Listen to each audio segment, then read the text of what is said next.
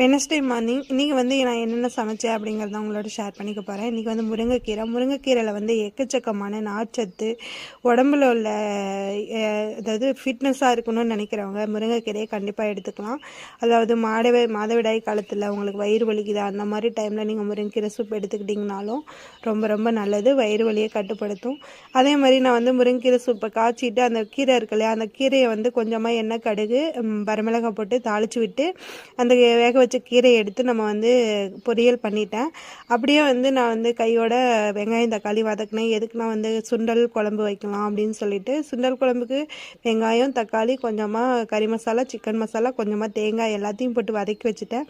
சுண்டலுமே ஊற வச்சு வேக வச்சுட்டு ஒரு 4-5 விசில் விட்டு கொஞ்சமாக எண்ணெய் கடுகு அரைச்சி வச்ச மசாலாவெல்லாம் சேர்த்து கொஞ்சம் கருவேப்பிலை போட்டு வதக்கி அதோட வேக வச்ச சுண்டலை கொட்டி ஒரு 5-6 விசில் ஒட்டி இறக்கணும்னா சூப்பரான சன்னா குருமா ரெடி ஆயிரும்.